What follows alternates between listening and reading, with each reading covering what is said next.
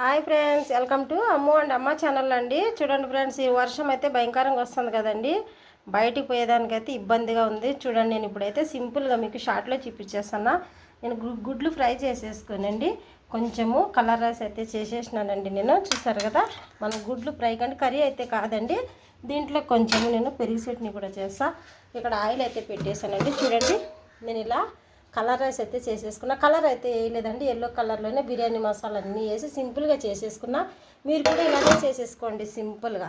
ఇంటికాడ పిల్లలు లంచ్కి వస్తారు కదండి, మధ్యాహ్నం ఇబ్బంది అవుతాయి. చూడండి, ఇలా గుడ్లు అయితే నేను ఫ్రై చేస్తాను.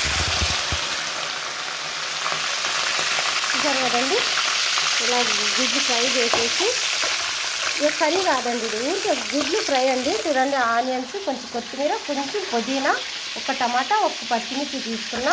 ఓన్లీ ఇది ఫ్రై కోసమేనండి. ఉప్పు, కారము, ధనియాల పౌడర్ అండి, అంతే. ఇలా గుడ్లు అయితే ఏం చేస్తాను, దీంట్లోనే కొంచెం పసుపు వేసుకోండి. చూసారు కదా, ఇలా ఈ గుడ్లు వేసినాక మనం ఆనియన్స్ వేసేసుకొని పెరుగు చట్నీతో ఈజీగా సర్వ్ చేసేసుకుంటే సింపుల్గా అయిపోతాయండి, ఏం లేనప్పుడు. చూడండి ఫ్రెండ్స్, ఇలా గుడ్లు కలర్ అయితే సరిపోతుందండి. తీసేసుకుందాం మనం. ఓన్లీ గుడ్లు ఫ్రై అండి, ఏం కాదు ఇది. మరీ ఎక్కువ అయితే కర్రీస్ అయితే కాదు, మనకి కలర్ రైస్లోకి స్టెప్ కోసమండి. దీంట్లో కొంచెం పెరుగు చట్నీ కూడా చేసేస్తాను నేను. ఇలా చేసేసుకోండి సింపుల్గా. వర్షము ఏదన్నా వచ్చేటప్పుడు పిల్లలకి బోర్ కొట్టుకుంటా ఇంట్రెస్ట్గా తినాలన్నప్పుడు చూడండి, ఒక స్పూన్ అల్లం వెల్లుల్లి పేస్ట్ అంతే. ఇప్పుడు అన్నీ ఉంది, ఒక్కటని ఏం లేదు, అన్నీ.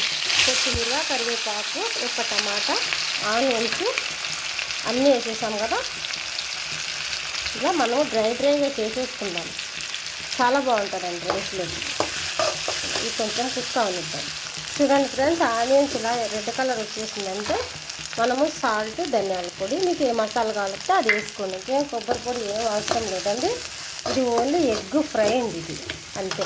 ఎప్పుడైనా మనం మసాలాలు వేసినప్పుడు కంపల్సరీ కొంచెం వాటర్ అయితే వేయాలి. చూడండి, ఇలా హాఫ్ గ్లాస్ వేసినాం, ఈ గ్లాస్తో మన టీ గ్లాస్ ఉంటుంది కదా. ఇలా ఏంటంటే మనకు సాల్ట్ అనేది కరుగుతుంది. ఎప్పుడన్నా ఇలా వేసుకున్నామంటే మనము సాల్ట్ అనేది కరుగుతుంది. ఇది కొంచెం కుక్ అయితే మనం ఎగ్ వేసేద్దాం. చూడండి, ఇలా మనకి గ్రేవీ మాదిరిగా వచ్చేసింది కదా ఎగ్. ఇప్పుడు కర్రీ చూడండి, ఇలా ఎగ్ ఫ్రై. ఇది సింపుల్గా మనకి ఇంట్లో ఏం లేనప్పుడు, పిల్లలు మారం చేసేటప్పుడు వర్షం వచ్చిందంటే కర్రీ కాకుండా ఇలా మీరు ఎగ్ ఫ్రై చేసేసి ఆనియన్స్ ఒక టమాటా, సింపుల్గా అయిపోయింది కదండి. చూడండి, నేను సోజెస్ చూపిస్తాను.